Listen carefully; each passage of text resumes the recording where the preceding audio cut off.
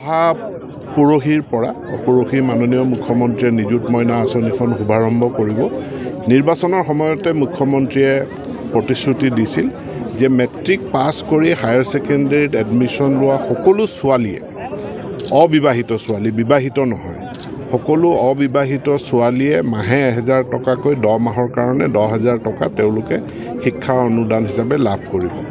Higher secondary pass কৰি ডিগ্ৰীত admission লোৱাসকলে, আকৌ কৈছোঁ ছোৱালী, বোৱাৰী নহয়, তেওঁলোকে 1250 টকাকৈ লাভ কৰিব। একেধৰণে ডিগ্ৰী পাছ কৰি পষ্ট গ্ৰেজুৱেট, তেতিয়া বিয়াৰ বয়স হৈ যায়, গতিকে পষ্ট গ্ৰেজুৱেট পঢ়া ছোৱালী বা বিবাহিত মহিলা তেওঁলোকেও 2500 টকাকৈ মাহে তেওঁলোকে 10টা মাহৰ কাৰণে বিত্তীয় অনুদান লাভ কৰিব। বাল্য বিবাহ আৰু সোনকালে কম বয়সত বিয়া হোৱা এই প্ৰৱণতা প্ৰতিৰোধ কৰাৰ কাৰণে এই আঁচনিখন গ্ৰহণ কৰা হৈছে।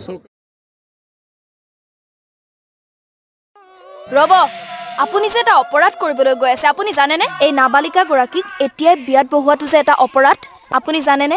অপৰাধ কেনেকৈ? মোৰ ছোৱালী, মোৰ কথা। তুমি যিয়েই নোকোৱা ভূঞা, 18 বছৰৰ তলৰ যিকোনো কন্যা সন্তানৰ বিয়া দিলেই আইনগতভাৱে এক দণ্ডনীয় অপৰাধ। বিয়া দিয়াজন যিমান দায়ী, বিয়া পতাজনো সমানে দায়ী। এতিয়া তাই পঢ়া শুনা কৰাৰ বয়স, খেলা ধূলা কৰাৰ বয়স, তাইক খেলিবলৈ দিয়ক, পঢ়িবলৈ দিয়ক, আৰু চাব এদিন আপুনি তাইক লৈ গৌৰৱ অনুভৱ কৰিব পাৰিব।